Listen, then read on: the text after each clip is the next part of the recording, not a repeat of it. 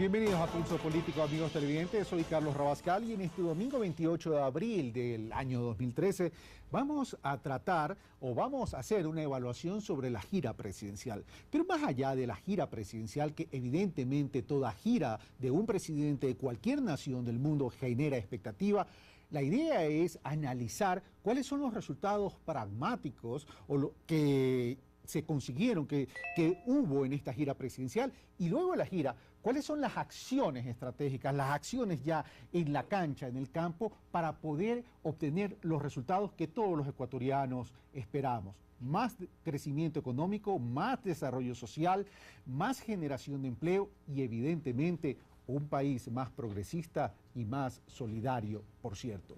Para hablar sobre o evaluar sobre la gira presidencial y para hablar la hoja de ruta que debe seguir el Ecuador para poder suscribir el acuerdo con la Unión Europea y para poder implementar políticas industriales que permitan esa generación de empleo y el cambio de la matriz productiva, hemos invitado a los siguientes personajes. Henry Kronfle, diplomado en Economía, empresario guayaquileño, presidente de la Cámara de Industrias de Guayaquil. Manuel Chiriboga, sociólogo, ex viceministro de Agricultura y Ganadería en el año 2003, investigador principal de RIMIS, Centro Latinoamericano para el Desarrollo Rural. Felipe Rivadeneira, máster en Derecho, Economía y Políticas Públicas, miembro del Instituto Ecuatoriano de Derecho Tributario, presidente ejecutivo de la Federación Ecuatoriana de Exportadores FEDEXPOR. Ellos son nuestros invitados. Les doy la bienvenida a Henry Kronfle, a Felipe Rivadeneira y a Manuel Chiriboga por haber aceptado esta invitación en Pulso Político. Antes de ver el reportaje, señores, quisiera hacerles una pregunta y la respuesta les rogaría que sea un sí o un no. No es que me guste ese tipo de respuesta, pero es un poco quisiera direccionar o quisiera establecer, mejor dicho, dimensionar la visión que ustedes tienen con un giro que ha dado el gobierno. Manuel Chiriboga, ¿el gobierno nacional está dando un giro tremendo en la política exterior? Me parece decididamente que es un momento de inflexión. De inflexión. Felipe Rivadeneira, la misma pregunta. Yo creo que está concretando aspectos en base a pedidos puntuales y pragmatismo. Henry Kronfle. Eso es lo que se necesita en el país, la respuesta es sí. Gracias, caballeros. Veamos el reportaje que nos ha preparado Carlos Andrés Núñez y regresamos ya con el desarrollo de este análisis, por cierto, en la mesa de Pulso Político. El acercamiento del presidente Rafael Correa con Alemania ya genera las primeras reacciones. De una parte, el sector agroexportador señala haber esperado este momento por mucho tiempo. El sistema general de preferencias arancelarias que nos otorga unilateralmente Europa al Ecuador fenecerá en diciembre del 2014.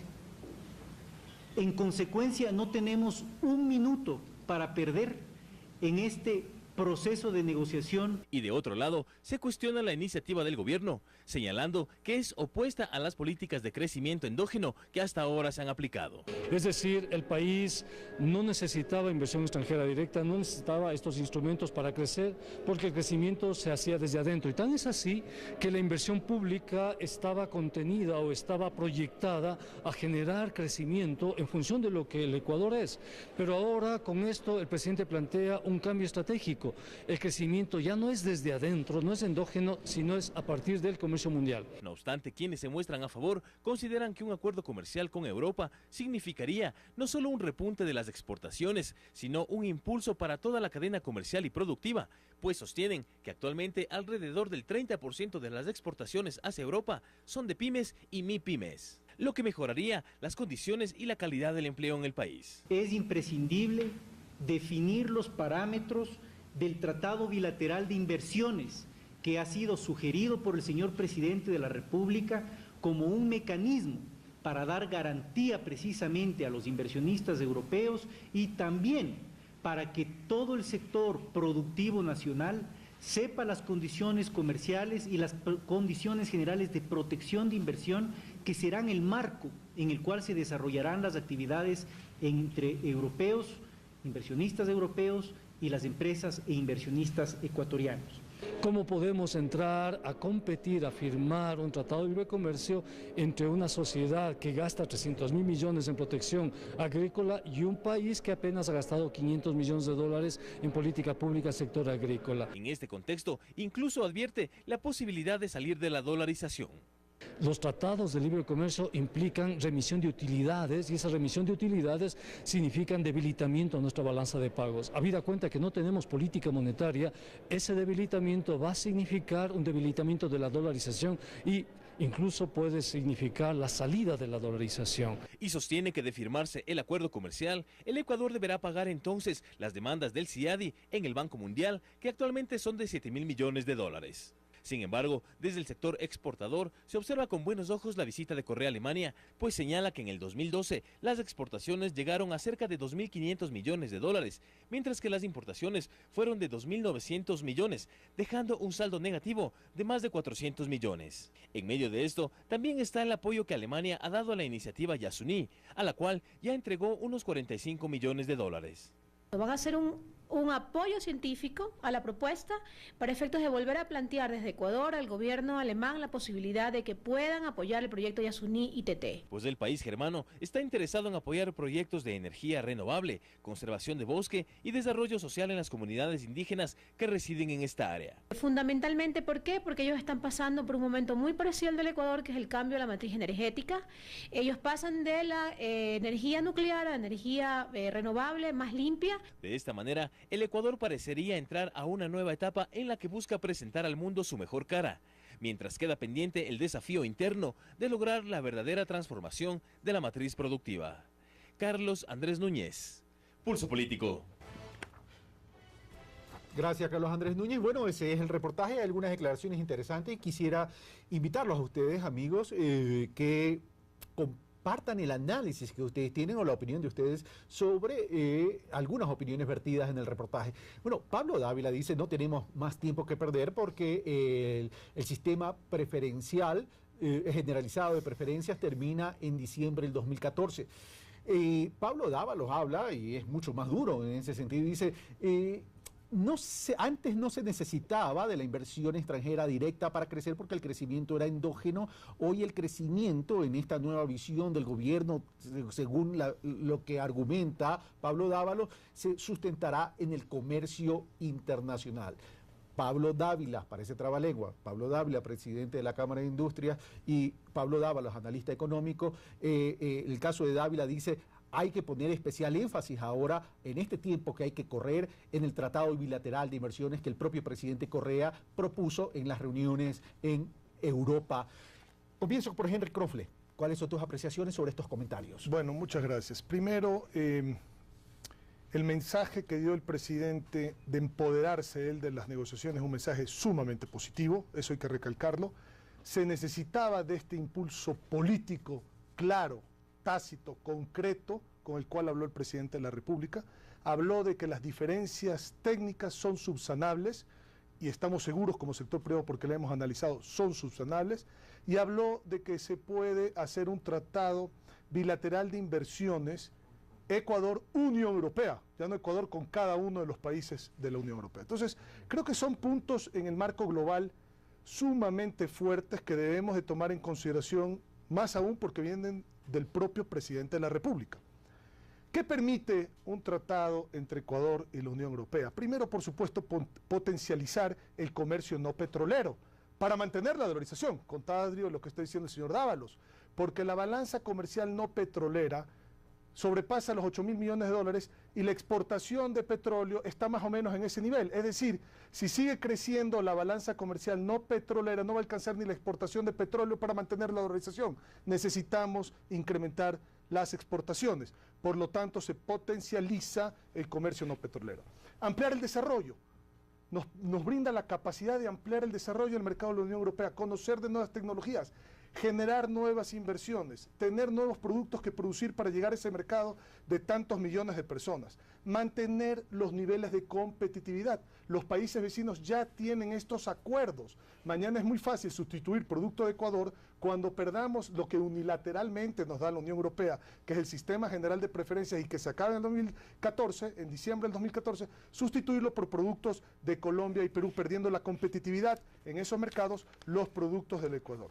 Garantizar las miles de plazas de trabajo, que usted lo hace en la introducción, porque hay más de 1,5 millones de plazas de trabajo entre empleo directo e indirecto de empresas que hoy exportan a la Unión Europea y que lo pueden dejar de hacer si esto no se aterriza. Nos quedamos ahí, Henry Krumfle, en esta primera parte de su intervención, luego podrá complementar el tema. Voy con Felipe Rivadeneira. A ver, mantener niveles de competitividad, dice Henry Krumfle, eso sería excelente, poder mantener niveles de competitividad. Sin embargo, Pablo Dávalos menciona como riesgo, dice, ¿cómo va a competir el Ecuador frente a los países de la Unión Europea donde tiene grandes inversiones para proteger el agro, para proteger la industria, versus un país que apenas invierte muy poco?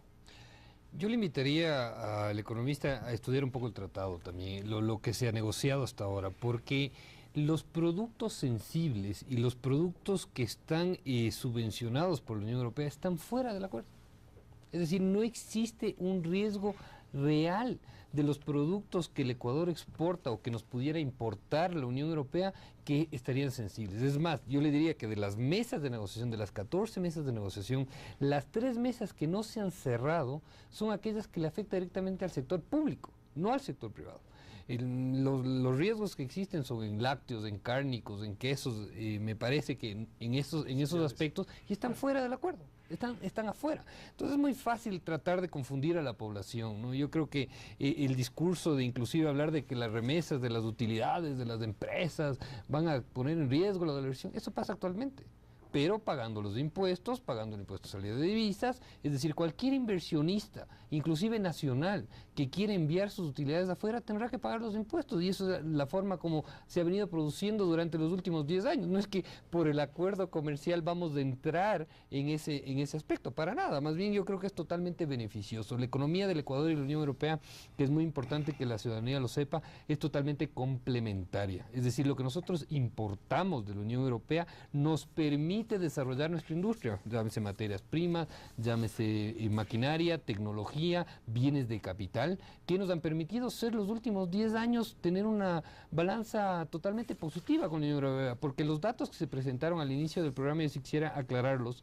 Si bien se ve un déficit de la balanza de comercial en este año con la Unión Europea de 400 millones de dólares, hay un argumento muy fuerte, que por eso es que nos daba, porque los otros años anteriores siempre hemos sido positivos, y es por lo que se detuvo la refinería y entró a procesos de mantenimiento y nos tocó importar nafta. Derivados. Entonces eso normalmente no sucede. Si uno ve los años anteriores, siempre hemos tenido una balanza con superávit. Es un saldo de balanza atípico. Exactamente. Ya. Ahora, voy donde Manuel Chiriboga, pero antes de dar unos datos de la evolución del comercio con la Unión Europea.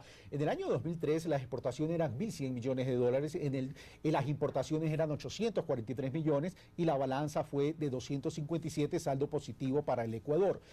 En el año 2006 fue 1.494, me salto, no voy a hacer año por año, sino por periodos, 1.494 millones exportaciones, importaciones 1.213 y el saldo de la balanza positivo fue de 281. Llegamos al 2010 con 2.231 millones de exportaciones, 1.835 millones de importaciones, saldo positivo 396 millones. Y en el 2012, por los argumentos que da Felipe Rivadeneira, exportaciones 2.459, exportaciones menos que en el 2011, que fueron 2.634, por cierto, versus importaciones 2.901, lo que da el déficit de 442, indicando lo que dice Felipe Rivadeneira, que se produce porque en las refinerías de entrada y mantenimiento hubo la necesidad de importar derivados. Ahora, ¿cuál fue el año de mayor saldo positivo de la balanza comercial con la Unión Europea? Fue el año 2007 con 574 millones de dólares. Se exportaron 1.816 versus importaciones de 1.242. ¿Qué importancia entonces tiene, Manuel Chiriboga, la Unión Europea como mercado para el Ecuador? Lo fundamental es entender que es nuestro principal mercado no petrolero.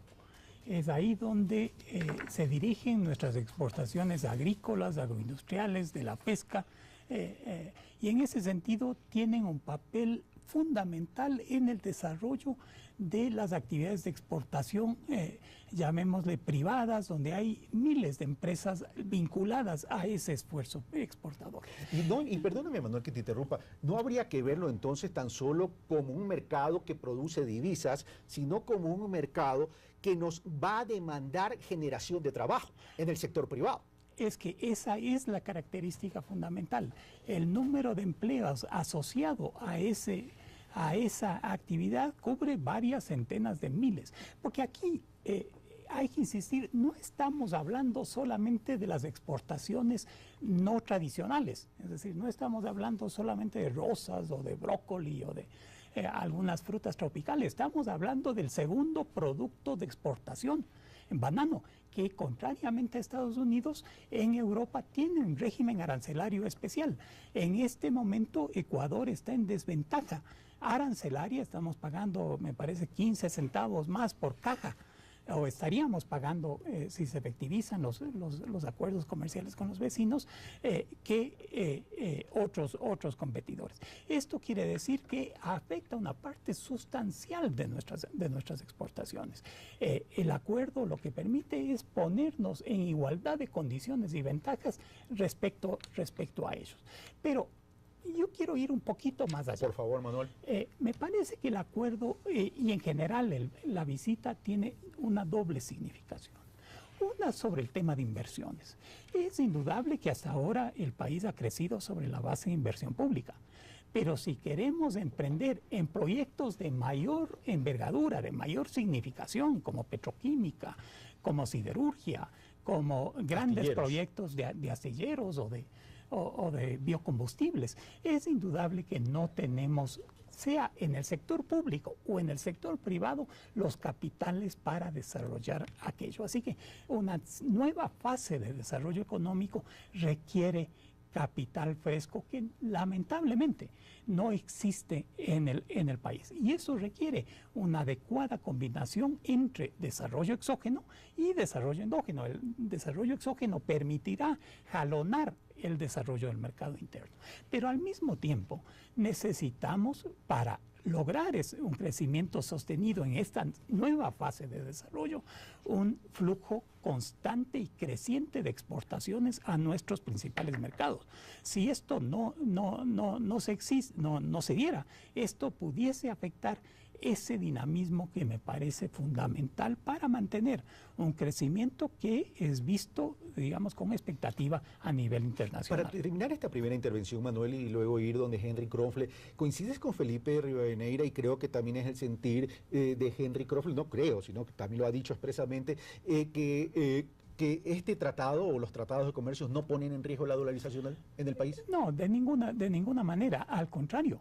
Permiten generar mayores exportaciones, crecientes exportaciones, permiten abrir, ¿no es cierto?, el campo para diversificación de exportaciones, que es la base, es lo que necesita un país dolarizado, es decir, un flujo constante de divisas al país para sostenerla. Ok, gracias, Manuel. Bueno, de Henry, sin perjuicio que Henry pueda terminar su intervención, que quedó trunca en su primera intervención, me refiero. A ver, Henry, muchos han dicho, algunos sectores, no muchos, algunos sectores han dicho o han expresado bueno, el gobierno ha hecho su tarea en estos 6 años, ha generado una competitividad sistemática, ha hecho carreteras, ha hecho aeropuertos, ha hecho puertos, ha generado una política de reformas, ha creado un código de la producción que incentiva la producción, etcétera, etcétera, pero sin embargo de aquello el sector privado no se ha metido la mano al bolsillo o no ha girado el cheque para reinvertir en sus propias industrias y poder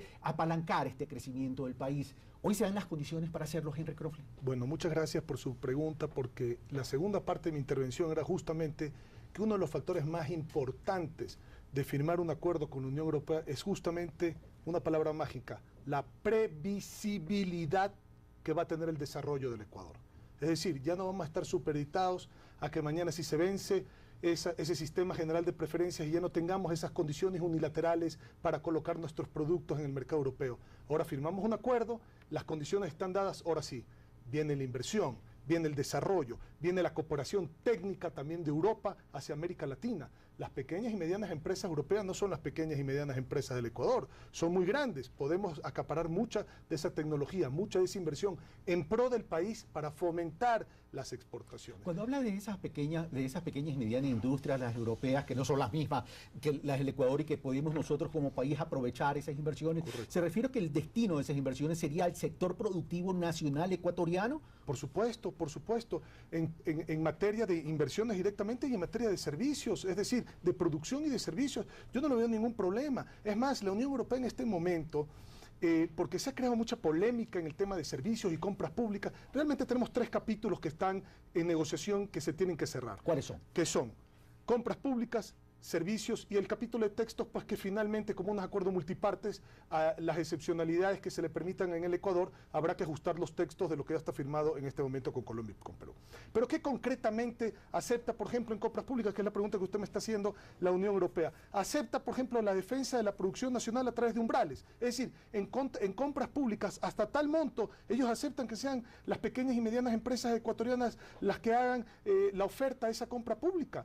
Después de tal monto, pues ya entremos todos a competir. Aceptan además que después de ese monto más alto, entren a competir y si llega a haber un empate en esa competencia, se lo asignen la compra a una empresa ecuatoriana. Entonces, ¿qué más claro que eso? Y aceptan otras medidas. Por ejemplo, el famoso término que poca gente lo entiende de lo que se denomina la desegregación tecnológica. ¿Qué es eso? Eso es si ellos vienen acá y hacen una inversión, que exista un componente nacional dentro de esa inversión. Eso también lo aceptan de manera temporal. Es decir, a lo mejor esa desegregación tecnológica va a ser a 10, a 15 años en un porcentaje X del monto de la inversión, pero estamos hablando de unos tiempos para preparar a la industria nacional a poder llegar a esos niveles de competitividad que tienen actualmente los europeos. Entonces, yo no entiendo por qué nos hacemos una complicación en esto si la salida la están dando ellos. Nosotros lo que tenemos que es planificar bien cómo vamos a manejar esos tiempos, hasta dónde vamos a manejar esos umbrales y cómo vamos a manejar ese porcentaje de preferencia nacional en la desegregación tecnológica para darle ventaja a nuestras empresas. Sí, perdón. Pero ahora, hay industria nacional que ya de una u otra manera ha realizado un avance tecnológico y que estaría dentro de esa segregación tecnológica. Lo que pasa es que son muy pocas. El tema es que además establece la Constitución que en igualdad de condiciones y hasta un 15% por encima del precio ofertado por la extranjera se preferirá la nacional. ¿Cómo choca esa disposición constitucional con este tema de las compras públicas en la negociación con la Unión Europea? La Unión Europea acepta todo esto que le acabo de decir, pero no aceptaría, por ejemplo, esos márgenes de preferencia de manera permanente. Es decir, si eso existe de manera permanente de aquí hasta el fin del mundo, tampoco, porque ellos dicen, bueno, tú tienes un periodo de adaptación en donde tú tienes la ventaja, una vez que ya te adaptes, que ya seas competitivo, entonces ya entremos en igualdad de condiciones, que me parece lo lógico, pues también nosotros como empresarios tenemos que enfrentar la competitividad y la globalización, tenemos que invertir en nuestras empresas para ser más competitivos, vamos a estar con el proteccionismo económico por siempre. Nosotros tampoco queremos eso. La base del desarrollo son 2 puntos, y la palabra que utilizó Manuel, el punto de inflexión. Tienes que tener un crecimiento protegiendo tu industria. Cuando llegas a ser suficientemente competitivo, o abres esa industria o retrocedes en ese proceso de desarrollo. Voy donde Felipe. Estamos hablando del capítulo de las inversiones, pero lo cierto es que el capítulo de las inversiones es importante porque el país tampoco se puede seguir endeudado. Inversiones tanto para el sector productivo privado, tanto como para inversiones directas para financiar sector estratégico. Y las inversiones podrían reemplazar al tema del endeudamiento. ¿Esto facilitaría la liberación de recursos del país? Yo creo que sí. A ver, yo creo que hay que ser claros. A Europa lo que le interesa del Ecuador son los grandes proyectos. Yo creo que ahí es donde está el verdadero interés del capital europeo. Y el capital europeo puede ayudarnos mucho a desarrollarnos, en el sentido de, por ejemplo, el presidente, y ahí tomo las palabras de lo que él mencionó tanto en Alemania como en Italia, él llamaba, hacía una comparación muy interesante. Él decía, en Europa y en los Estados Unidos hemos tenido mega carreteras, han existido, o han tenido más bien dicho, grandes autopistas desde los años 60, desde los años 70, y el Ecuador no. El gobierno ha hecho un gran trabajo en el desarrollo de las carreteras, han gastado más o menos unos 7.000 millones de dólares en recién adecuar las carreteras normales, pero hay 3 proyectos de media autopista que necesitan la inversión extranjera, y el presidente fue muy claro, dijo que inclusive esas van a ser concesionadas. Entonces, ¿eso qué nos ayuda? Nos ayuda a desarrollarnos como país. Ahí es donde está realmente, creo yo, el interés de Europa. Mientras que nosotros, el interés que tenemos como Ecuador es sostener las exportaciones y ese crecimiento. Nosotros como Fedexport hemos hecho un análisis en el cual lo hemos hecho público.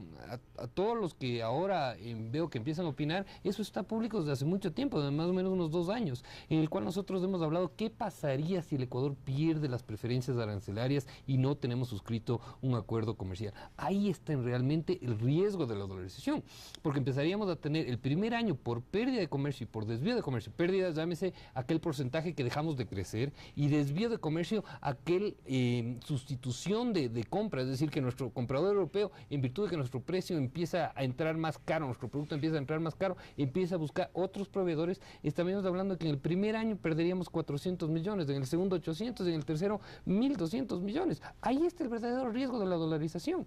Eso hay que ser muy claros. Entonces yo creo que los temas complicados de la negociación, inclusive yo tengo un punto un poquito más rígido en ese sentido, ya no creo que deberemos ni discutirlo nosotros tan abiertamente, porque eso se nos va limitando nuestra estrategia de negociación el momento que nos sentemos a la mesa de negociaciones, y yo creo que eso es importante mencionarlo, ¿no?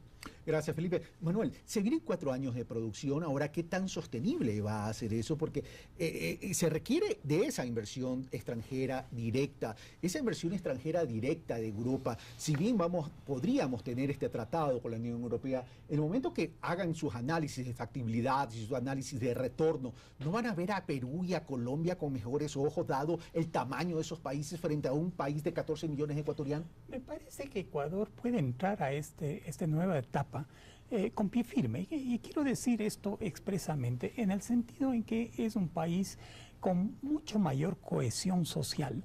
Es un país con una infraestructura envidiable. Hace pocos días tuve un evento aquí con amigos de Chile, de Perú, de Colombia, de Bolivia, todos admirados por la infraestructura que tiene el país.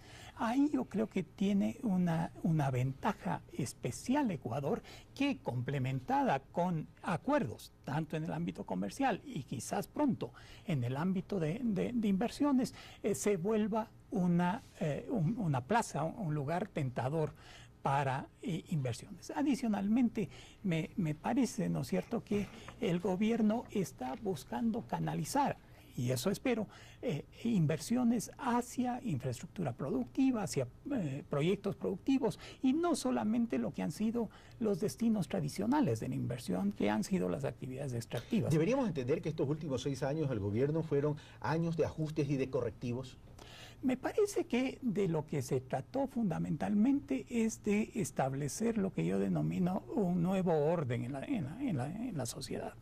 Un nuevo orden en términos tanto de deberes como de derechos de los ciudadanos y de los actores, y que eso, ¿no es cierto?, ha permitido consolidar una nueva coalición que ya está dispuesta a pegar un salto. Bueno, vamos a hacer una primera pausa, Manuel, Felipe y Henry, y volvemos. Se vienen 4 años en la producción, ha dicho el presidente de la República. Cuando le pregunté esto al presidente de la Cámara de Industriales de Guayaquil, el ingeniero Henry Kronfle, quien es uno de los panelistas el día de hoy en la mesa de Pulso Político, me dijo: esta gira ha sido música para los oídos del empresariado y evidentemente también de los trabajadores y de la gente que está sin trabajo, porque a mayor crecimiento, mayor dinero para poder invertir, para poder generar trabajo.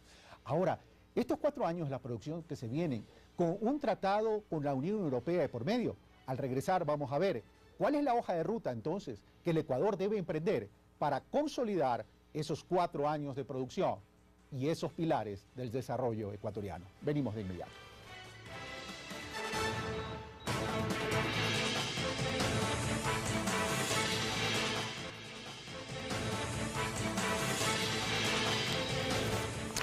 Estamos de vuelta, amigos televidentes. Esto es Pulso Político. Soy Carlos Rabascal y le recordamos que no solo estamos haciendo una evaluación de la gira presidencial, que per se ha generado muchas expectativas a propios y extraños, sino que la idea es evaluar en qué tiempo y si es factible lograr los resultados que todos estamos esperando de esta gira presidencial: apuntalar la producción, generar más empleo, poder establecer los pilares del desarrollo, que en otras palabras es tener más ecuatorianos con trabajo, con patrimonio, dejar de ser proletarios y ser más propietarios.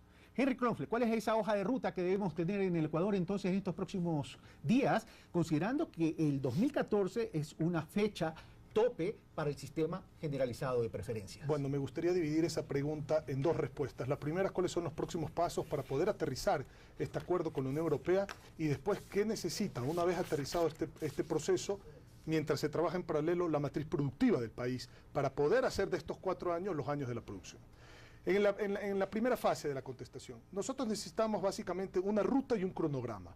Un cronograma claro, concreto, preciso, en donde se determina el inicio y el término de las negociaciones. No podemos dejar el término abierto ya. Es decir, tenemos que concretar esto enero, febrero, marzo, espero que no pase el primer trimestre del año, pero ya hay que ponerle un término a esta ruta. Para suscribir. Para suscribir y para consensuar lo antes posible, porque se está hablando ya de 2 meses, de 2 meses y medio, hay un mes de vacaciones en Europa que es agosto. Bueno, tenemos que consensuar algunos puntos lo antes posible para sentarnos en la estrategia de negociación, en nuestro paquete ofensivo de negociaciones. Por otro lado, se necesita, esto hay que decirlo con mucha claridad, el alineamiento de las instituciones públicas. No puede ser que un ministerio quiera hacer una cosa, otra, que vaya en detrimento de la firma de este convenio, de la visión que se tiene del desarrollo a través de este convenio. Se necesita la participación del sector privado, hay que decirlo con toda la claridad. Nosotros somos la gente que realmente vamos a aterrizar este convenio, que le vamos a dar vida, porque la parte política la firma. ¿Quién lo ejecuta? La ejecuta la parte privada. Entonces, tenemos que tener, y le pido al gobierno, tener ese acompañamiento como sector privado, ya sea a través de mesas de diálogo aquí en el Ecuador, o a través de lo que se denominaba en su momento el cuarto adjunto, es decir, el acompañamiento de los técnicos de la negociación desde el sector privado para ir aclarando dudas que vayan surgiendo durante las negociaciones en las diferentes mesas. Se necesita comenzar a trabajar de manera urgente en lo que mencionaba Pablo Dávila, en el tema del texto del Tratado Bilateral de Inversiones Ecuador-Unión Europea, que esté enmarcado dentro de la Constitución. No va a ser que mañana ese texto tenga contradicciones con la Constitución y vamos a estar en problemas.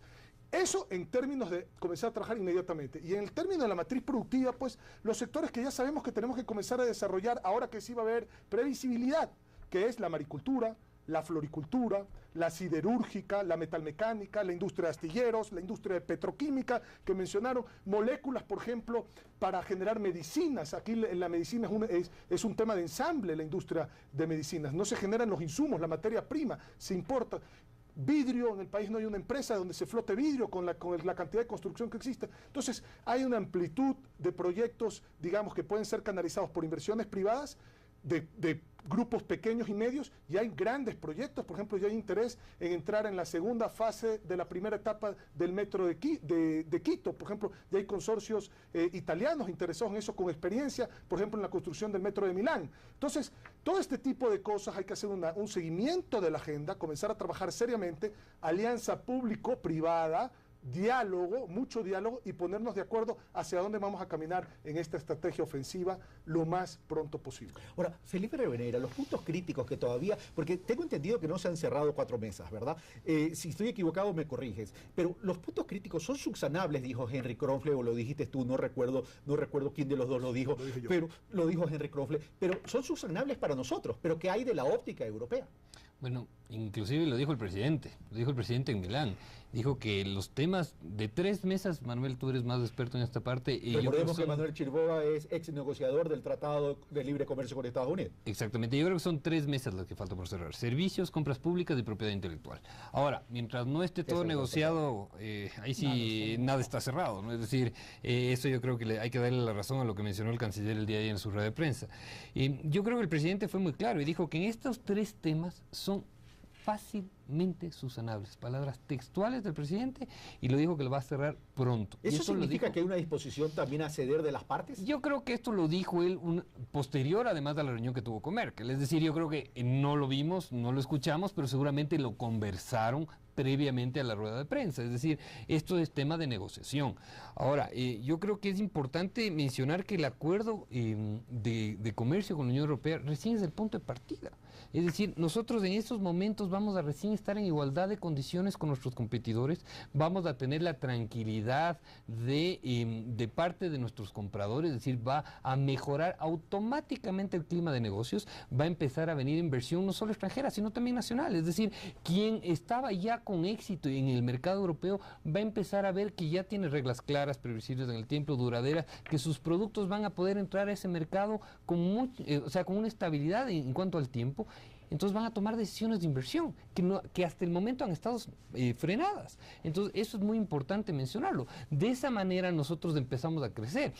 Nosotros como Federación Ecuatoriana de Exportadores tenemos también hecho un análisis, así como tenemos el análisis de las pérdidas, si es que no suscribimos el acuerdo comercial, también tenemos un análisis de qué pasaría el momento de suscribir. Nosotros vemos que en los próximos 3 años, si se dan las condiciones actuales, es decir, sigue habiendo un crecimiento del comercio de la Unión Europea, la inclusión de nuevos actores a la exportación, estaremos hablando de un crecimiento en los próximos 3 años de 400 a 500 millones de dólares en exportaciones. ¿Y eso qué implica? Mejor empleo, más inversión, más recursos para el mismo fisco, es decir, eso es automático. Ahora, el hecho de suscribir el acuerdo comercial no es que nos soluciona la vida, ¿no? Yo creo que nos da la tranquilidad importante de proteger el primer destino de las exportaciones, pero también nosotros como Federación Ecuatoriana de Exportadores queremos responsable proponer una hoja de ruta. Lo vamos a hacer la próxima semana, el día martes específicamente, vamos a hacer el lanzamiento de una agenda de competitividad para el desarrollo del sector exportador. El sector privado proactivo propone la agenda para consensuar articular con lo público. Yo creo que es una oportunidad importantísima la que se dio en la gira de ese acercamiento. Yo creo que tuvimos la oportunidad muy cercana de conversar con los personajes del gobierno y decirle que es el momento de conversar, que todas las críticas que pueden haber se tienen que tratar en el marco del respeto, de la ética y buscando... Gracias, Felipe. Ahora, Henry Crofle dice, vamos por fin a tener una política previsible, y con una política previsible ya no vamos a tener en ese deshojar de margaritas, nos renuevan, que prácticamente es una debilidad dentro de las negociaciones. Pero dentro de esa previsibilidad también se puede prever actores que van a ser ganadores y actores que a lo mejor no van a ser ganadores. En ese sentido, ¿dónde debemos trabajar como país para proteger o para repensar aquellas actividades donde esos actores no van a ser tan ganadores, Manuel? Me parece que la palabra clave aquí es proactividad. No hay sectores, especialmente en el ámbito agrícola, que puedan pensarse como perdedores netos. Dado en general la mayor ineficiencia del sector agropecuario europeo. Pero sí necesitan repensarse. Pero necesitan un plan de mejora de productividad y competitividad. Esto es urgente en relación a la Unión Europea y en general respecto a todos los mercados. Y en eso hay que trabajar urgentemente. Yo siempre he dicho que la otra cara de una buena negociación comercial es un buen plan, una buena agenda interna de impulsos, incentivos, apoyos, clima para generar mayor productividad, tanto en el sector agropecuario como en el sector industrial, como en el sector de servicios. Y aquí me parece que el trabajo conjunto entre el sector privado, otros actores vinculados a la producción, las universidades, por ejemplo, y el Estado, me parece que es fundamental. Fíjese, si logramos, como yo creo, ¿no? Me parece que no hay temas insalvables en la negociación, estamos muy cerca. Yo espero que ante este año podamos finiquitar este acuerdo. ¿Tú eres más optimista o tienes mayor expectativa que el propio Henry Crofle? Porque Henry habla del primer trimestre. Así es, pero del próximo año. Incluyendo, si fuese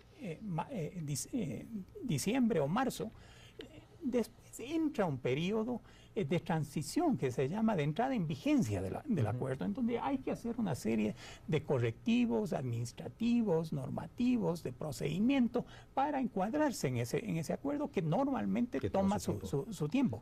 Entonces, digamos, en el mejor de los casos tenemos entre 1 año y medio y 2 años para poner en funcionamiento esta agenda dirigida a mejorar la competitividad. Internamente digo que el directo que tenemos de Ricardo Estrada lo voy a poner después de la pregunta que le hago, después de la respuesta de Henry Crofle, porque le voy a hacer una pregunta. Henry Crofle, si bien es cierto el sistema generalizado de preferencia termina en diciembre del 2014, los efectos negativos que se podrían tener en caso que no tengamos el tratado serían mucho antes de diciembre del 2014. En consecuencia, ¿cuál sería entonces entonces el timing que deberíamos tener? ¿Es ese primer trimestre que tú has mencionado? Como tope, yo no dije que yo quisiera que llegue el primer trimestre. Como tope no podemos pensar del primer trimestre. ¿Por qué ese comprador europeo, si ya llega a marzo y ve que esto no camina a ningún lado y sabe que a partir de enero ya va a tener que ese producto ecuatoriano que él compra pagar aranceles que pueden llegar hasta inclusive el 24%, entonces él tiene que comenzar a buscar con tiempo cómo sustituye ese proveedor en los países vecinos? Pero bajo esa línea de criterio no solamente sería el comprador europeo, también sería el empresario ecuatoriano que comienza a acelerar sus inversiones. Por supuesto, pues porque no tiene ese grado de previsibilidad, que es lo que estábamos hablando. Por eso es que nosotros hablamos en un principio que un acuerdo de esta manera genera inversión, porque entonces ya se ven las reglas del juego a largo plazo claras y no sabemos, no vamos a estar en este andamiaje de que si esto se va a acabar, no se va a acabar, qué va a pasar, qué se va a renovar. Estamos con un año más gracias a un informe del Banco Mundial. Se podía esto haber acabado en diciembre de este año, tengamos eso claro, y sabemos los técnicos que estamos aquí de alguna manera que gracias a un informe del Banco Mundial esto se prolongó un año más. Es decir, estamos corriendo con esa suerte. No desperdiciemos esa oportunidad. Entonces, yo le digo que aquí, y otras cosas que quisiera aclarar que no se ha hablado, es el tema tan polémico del tema de los servicios. Entonces, en los servicios, nuestra Constitución establece ciertas ventajas para el sector público y excepcionalidades en el sector privado, en lo que se trata a recursos no renovables o a sectores estratégicos.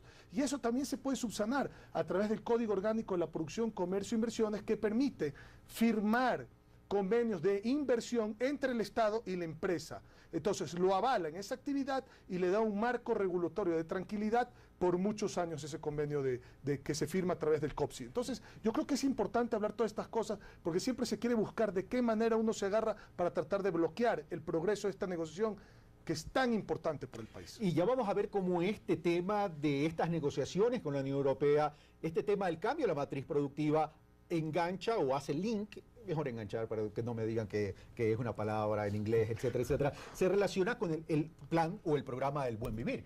Ahora veamos lo que opina Ricardo Estrada, presidente del Corpey, sobre esta gira presidencial y los resultados que a priori se han obtenido de esta gira. Veamos lo que opina entonces Ricardo Estrada.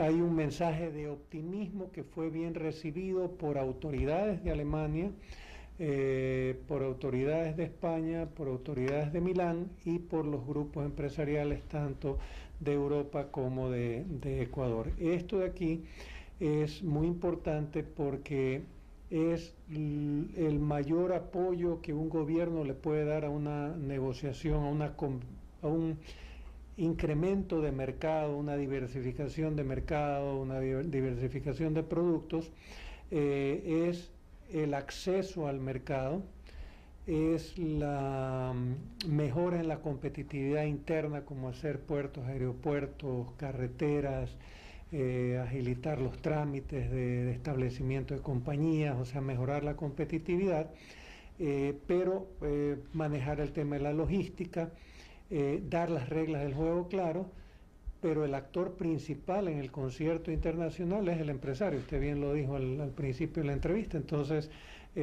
lo que hacen los gobiernos lo hacen para que el sector privado sea el motor generador de las exportaciones y de esa manera le genere divisas, le genere impuestos, genere trabajos para el país. Entonces, estamos, diría yo, en el camino correcto. Estamos viendo con mucho optimismo lo que está sucediendo en estos momentos, los mensajes que ha mandado el presidente de la República.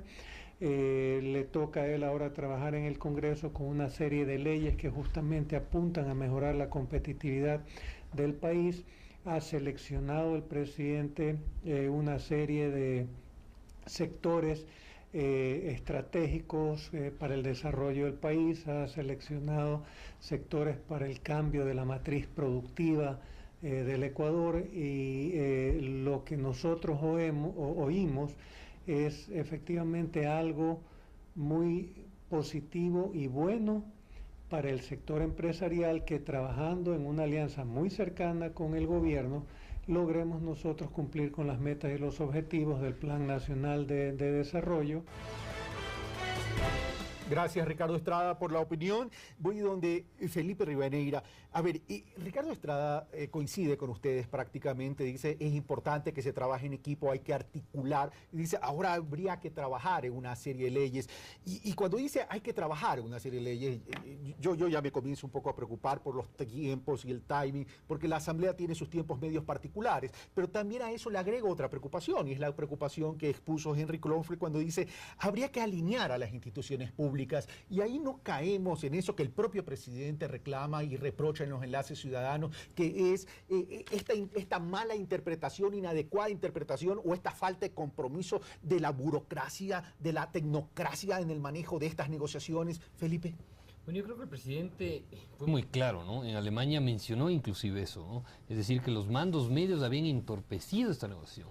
Pero después de esas declaraciones que la realizó en Europa tan categóricas, tan concluyentes, yo no creo que nadie en el gobierno se atreva ahora a discutirle al presidente sobre el mandato. Es decir, si yo soy funcionario del gobierno y el primer mandatario menciona esa forma, hay que alinearnos. Ahora, obviamente hay que hacer un trabajo muy importante, creo yo, va a haber que discutir, va a haber que establecer los parámetros para que esto ocurra rápidamente. Se ha mencionado aquí que no podemos perder mucho tiempo, es decir, el trámite de ratificación del acuerdo. Es que te planteo esta inquietud por algo que es muy cierto, y con esto no estoy ofendiendo a nadie, sino citando una realidad. Una cosa es la decisión política del presidente de la República, de su visión estratégica del modelo de desarrollo, y otra cosa es la parte ideológica al interior del gobierno, en ciertos sectores que a veces torpedean estos avances.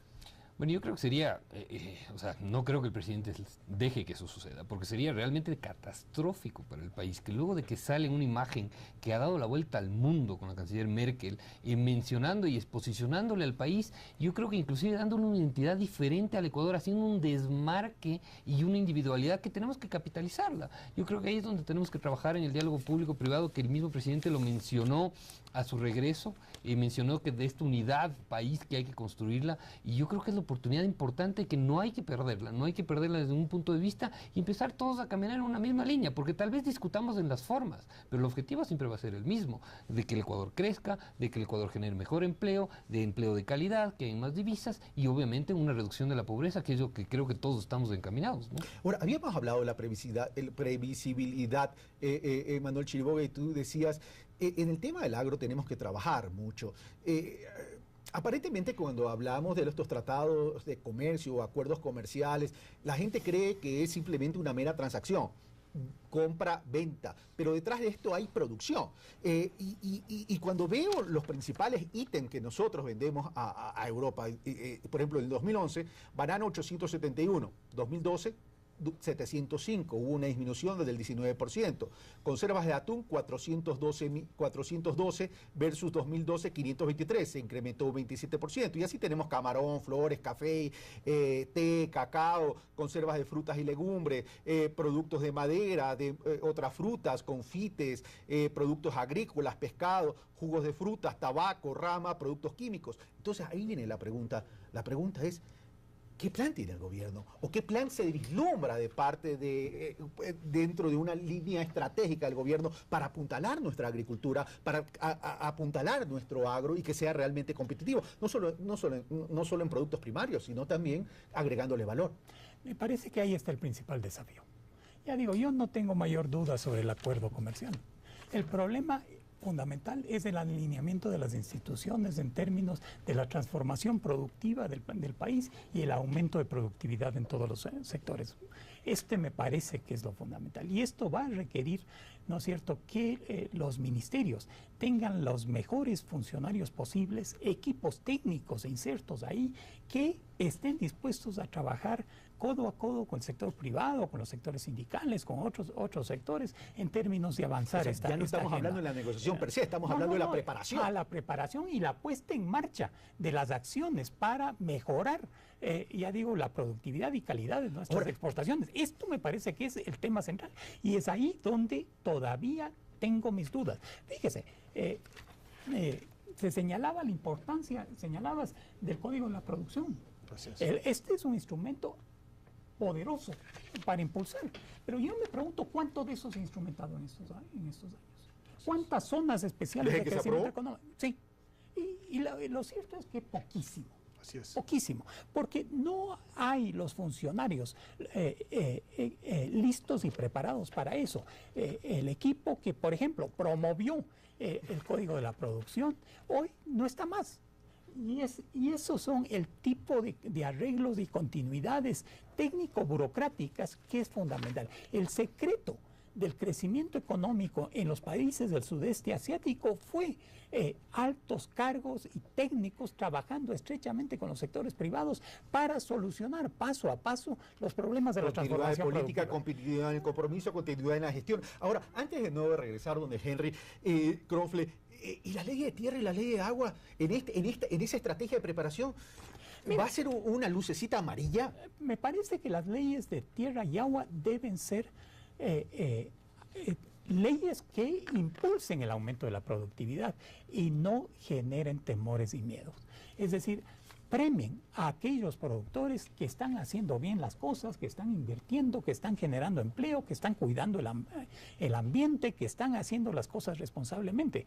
Y por otro lado, debe haber desestímulos a aquellos sectores, llamémosle tradicionales, que no invierten para que vendan sus tierras. Y debe haber mecanismos en esas leyes que faciliten la adquisición de tierras. Como dice el dicho popular, a mojar el poncho. Así es.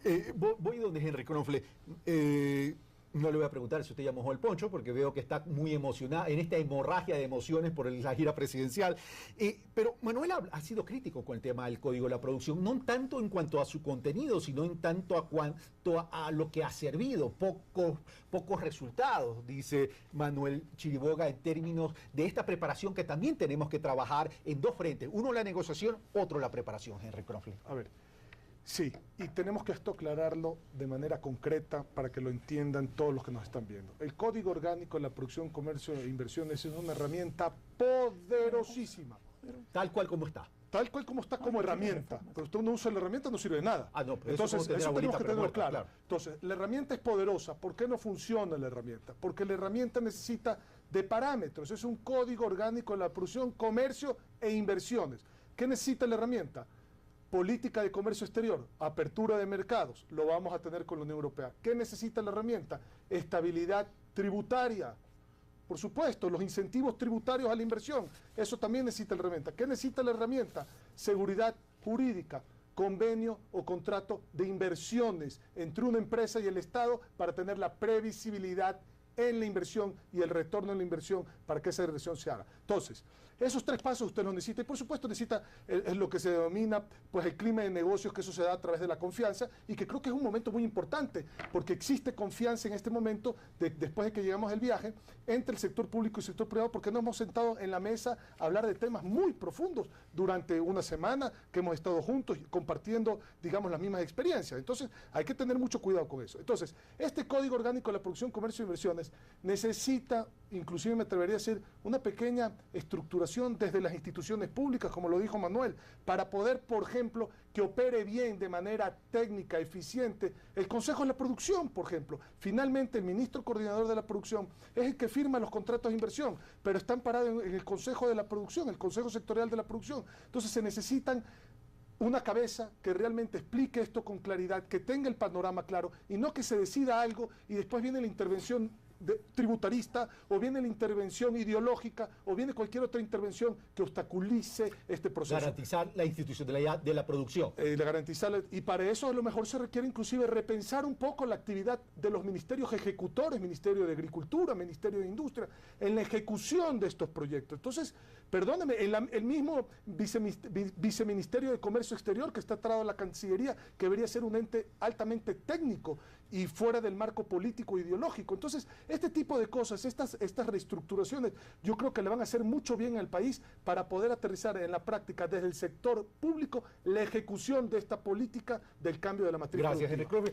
Felipe Rivadeneira, cuando se habla de estos tratados de comercio, por lo general las personas tienden a decir, están hablando los empresarios, pero aquí detrás de los empresarios o como consecuencia de la inversión de esa persona natural o jurídica que la realiza, se está generando, primero, primero que es inversión de riesgo, por tanto ese empresario puede estar sujeto a ganar o a perder ese dinero, ese parte de su patrimonio, pero lo está haciendo para producir algo y esa producción, ese producir algo requiere de mano de obra, requiere de empleo.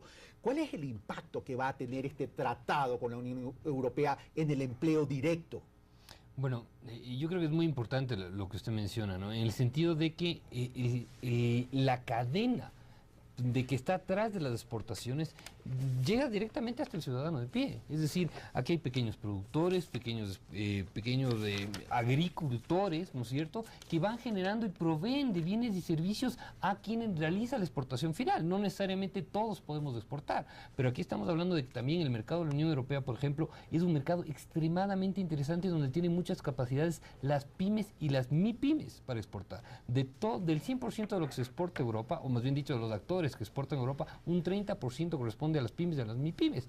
Adicionalmente, del 80% de lo que produce la economía popular y solidaria se exporta a Europa. Y ahí estamos hablando de comunidades que se dedican a producir, ¿no es cierto?, a elaborar, por ejemplo, sombreros de paja toquilla. Estamos hablando de 40, 50, 60, 70 familias. Si esos pedidos aumentan, estamos hablando que automáticamente se aumenta el empleo. Además, hay estudios de la OIT que nosotros los tenemos. OIT, Organización Internacional del Trabajo, para que todos entendamos. Sí, para que todos entendamos que quien trabaja para el sector exportador es un 20% beneficiado, o más bien dicho, superior a cualquier otro trabajo en cualquier otra área de la industria ecuatoriana. Entonces estamos hablando que el hecho de generar mayor empleo en el sector exportador e incorporar mayores actores hacia la exportación, ahí es donde está el reto. Y coincido con lo que dice Manuel. Yo creo que actualmente lo que tenemos que hacer es olvidarnos de esta discusión, suscribir ya el acuerdo, proteger la canasta actual de exportaciones y empezar a trabajar con políticas públicas, público-privada, en el cual, como lo está haciendo Colombia actualmente, y que nosotros lo intentamos hacer en el 2008. Nosotros tuvimos un programa de estrategias productivas en el cual se establecían cada uno de los programas y hay una participación en Colombia público-privado, es decir, un funcionario público y uno privado. Gracias, Felipe. Cierro con Manuel. Manuel, ¿cómo aporta esto a este plan del buen vivir? Me parece que generar los ingresos y la estabilidad económica, generar los ingresos en el sentido de producir, eso genera fiscalidad, eso genera tributos, eso genera flujos económicos que permite sobre todo generar nuevas oportunidades de empleo a la población. Esto me parece que es lo fundamental. Si buen vivir es fundamentalmente mejorar la calidad de vida, la mejor relación con el ambiente, la mejor relación con las personas. El hecho de tener un ambiente económico sano y fuerte permite justamente esos objetivos. Porque debemos pensar que un acuerdo como este no solamente tiene que ver con 4 o 5 exportadores, como bien decía Felipe, sino con una serie de territorios, de poblaciones vinculadas a eso. Y mientras más gente se incorpora a ese esfuerzo exportador, tanto en la agricultura, en los servicios, en el turismo, en la industria, en la artesanía, yo creo que más prosperidad generaremos. Gracias, Manuel. Gracias, Felipe. Gracias, Henry. Se nos ha ido el tiempo por su participación, sus análisis y sus comentarios. Y recuerden, amigos televidentes, para producir se requiere decisión. Y esa decisión pasa de quererlo hacer, pero se requieren recursos. Recursos que se llaman dinero que hay que invertir a riesgo desde el sector privado y con dinero de los ecuatorianos en el sector público. Ese dinero está orientado a producir más y esa producción se la vende. A mayor venta, mayor facturación, mayor ingreso, mayores utilidades, mayores impuestos. Y con esos impuestos, mayor redistribución de la riqueza. Usted decide si nos conviene el Tratado de Comercio con la Unión Europea. Un fuerte abrazo. Esto fue Pulso Político. Soy Carlos Rabascal y yo los espero el próximo domingo.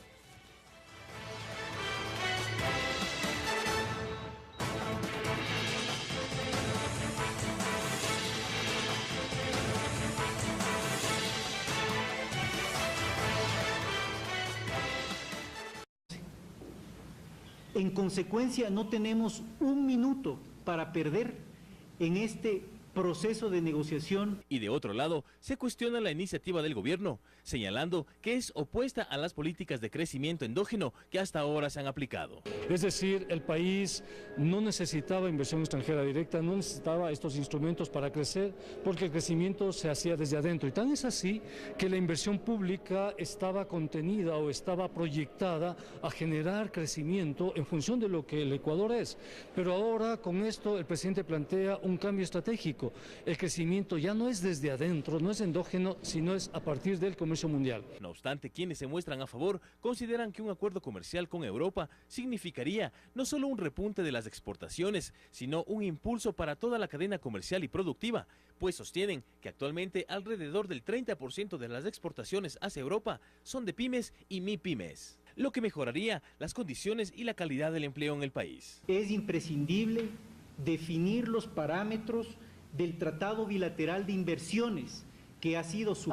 Y para hablar la hoja de ruta que debe seguir el Ecuador para poder suscribir el acuerdo con la Unión Europea y para poder implementar políticas industriales que permitan esa generación de empleo y el cambio de la matriz productiva, hemos invitado a los siguientes personajes. Henry Kronfle, diplomado en Economía, empresario guayaquileño, presidente de la Cámara de Industrias de Guayaquil. Manuel Chiriboga, sociólogo, ex viceministro de Agricultura y Ganadería en el año 2003, investigador principal de RIMIS, Centro Latinoamericano para el Desarrollo Rural. Felipe Rivadeneira, máster en Derecho, Economía y Políticas Públicas, miembro del Instituto Ecuatoriano de Derecho Tributario, presidente ejecutivo de la Federación Ecuatoriana de Exportadores FEDEXPOR. Ellos son nuestros invitados. Les doy la bienvenida a Henry Kronfle, a Felipe Rivadeneira y a Manuel Chiriboga por haber aceptado esta invitación sugerido por el señor presidente de la República como un mecanismo para dar garantía precisamente a los inversionistas europeos y también para que todo el sector productivo nacional sepa las condiciones comerciales y las condiciones generales de protección de inversión que serán el marco en el cual se desarrollarán las actividades entre europeos, inversionistas europeos y las empresas e inversionistas ecuatorianos. ¿Cómo podemos entrar a competir, a firmar un tratado de libre comercio entre una sociedad que gasta 300.000 millones en protección agrícola y un país que apenas ha gastado 500 millones de dólares en política pública sector agrícola? En este contexto, incluso advierte la posibilidad de salir de la dolarización. Los tratados de libre comercio implican remisión de utilidades y esa remisión de utilidades significan debilitamiento a nuestra balanza de pagos. Habida cuenta que no tenemos política monetaria, ese debilitamiento va a significar un debilitamiento de la dolarización y incluso puede significar la salida de la dolarización. Y sostiene que de firmarse el acuerdo comercial, el Ecuador deberá pagar entonces las demandas.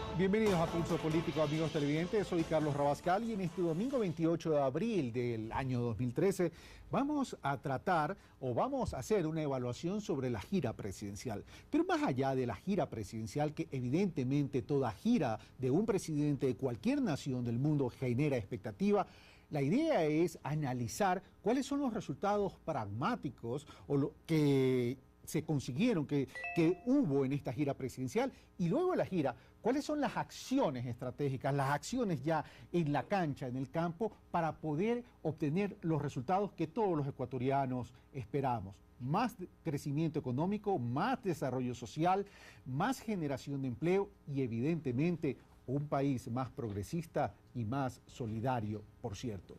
Para hablar sobre o evaluar sobre la gira presidencial político. Antes de ver el reportaje, señores, quisiera hacerles una pregunta y la respuesta les rogaría que sea un sí o un no. No es que me guste ese tipo de respuesta, pero es un poco quisiera direccionar o quisiera establecer, mejor dicho, dimensionar la visión que ustedes tienen con un giro que ha dado el gobierno. Manuel Chiriboga, ¿el gobierno nacional está dando un giro tremendo en la política exterior? Me parece decididamente que es un momento de inflexión. De inflexión. Felipe Rivadeneira, la misma pregunta. Yo creo que está concretando aspectos en base a pedidos puntuales y pragmatismo. Henry Kronsle. Eso es lo que se necesita en el país, la respuesta es sí. Gracias, caballeros. Veamos el reportaje que nos ha preparado Carlos Andrés Núñez y regresamos ya con el desarrollo de este análisis, por cierto, en la mesa de Pulso Político. El acercamiento del presidente Rafael Correa con Alemania ya genera las primeras reacciones. De una parte, el sector agroexportador señala haber esperado este momento por mucho tiempo. El sistema general de preferencias arancelarias que nos otorga unilateralmente Europa al Ecuador fenecerá en diciembre del 2014.